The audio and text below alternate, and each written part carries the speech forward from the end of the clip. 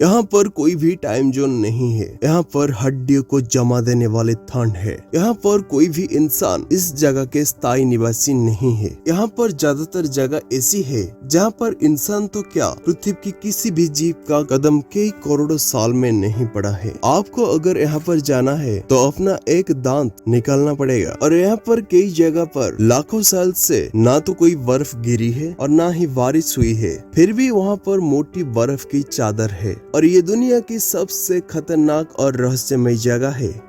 ये है अंटार्कटिका। ये पृथ्वी के छोर पर नीचे दक्षिण में बसा एक महाखंड है। 140 लाख स्क्वायर किलोमीटर में फैला ये महाखंड एशिया, अफ्रीका, नॉर्थ अमेरिका और साउथ अमेरिका के बाद दुनिया के 5वां सबसे बड़ा महाद्वीप है। विस्तार में तो ये यूरोप से 1.5 गुना और भारत से 4.5 गुना बड़ा है। ये विश्व का सबसे ठंडी, शुष्क और तेज हवा वाला जगह है। यहाँ पर हड्डियों को जमा देने वाली ठंड है और चारों ओर जहाँ तक आपकी नजर जाएगी आपको सिर्फ बर्फ की चादर ही नजर आएगी। जहाँ पर पिछले 20-20 लाखों सालों से ना तो कोई बर्फ गिरी है ना तो कोई बारिश हुई है, फिर भी यहाँ पर लाखों साल पुरानी बर्फ की बड़ी बड़ी पहाड़ मौजूद है और ये बर्फ कभी नहीं पिघलती है। अंटार्कटिका में मौजूद ये जगह पृथ्वी की सबसे शुष्क जगह है और इसको इसलिए ड्राई वैली भी कहा जाता है। आज हमारे पृथ्वी पर कोई भी देश और कोई भी छोटा रिमोट एरिया नहीं है जहाँ पर मानव बस्ती ना रहते हो, लेकिन दोस्तों अंटार्कटिका इसमें अपवाद है। यह इतना बड़ा महाखंड होते हुए भी यहाँ पर कोई भी स्थानीय निवासी नहीं है। जी हाँ, पृथ्वी पर कोई भी इंसान अंटार्कटिका का नागरिक नहीं है, पर यहाँ पर विविध देश की रिसर्च सेंटर है जहाँ सालाना 4000 से 5000 लोग आते जाते रहते हैं।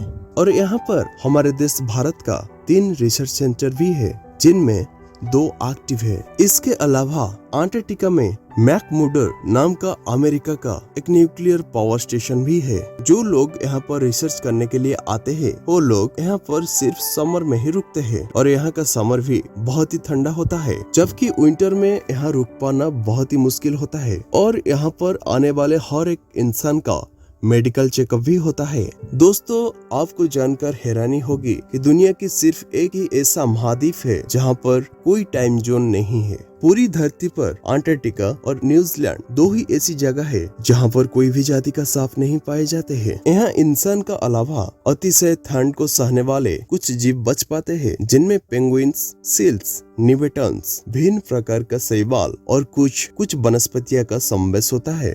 दोस्तों ये कुछ गिने चुने प्रजातियां भी अंटार्कटिका का छोर पर जहाँ पर समुद्री किनारे वहाँ पर ही पाए जाते हैं। अंटार्कटिका का बीचों बीच कोई भी जीव मौजूद नहीं है। हम इंसानों ने हमारे पृथ्वी पर मापा हुआ आज तक का सबसे कम टेम्परेचर -89.2 डिग्री सेल्सियस रहा है और ये पृथ्वी का सबसे कम टेम्परेचर अंटार्कटिका में दर्ज हुआ है और ये रिकॉर्ड 21 जुलाई 1983 के दिन दर्ज किया गया था। दोस्तों पृथ्वी की ये ठंडी जगह इतनी ठंडी हमेशा नहीं थी। हाँ दोस्तों आपको जानकर हैरानी होगी कि ये खंड करीब 53 लाख साल पहले बहुत ही गर्म हुआ करता था और जहाँ का टेम्परेचर हमेशा 20 डिग्री सेल्सियस ऊपर ही रहता था और वहाँ पर खजूर के पेड़ भी उगते थे।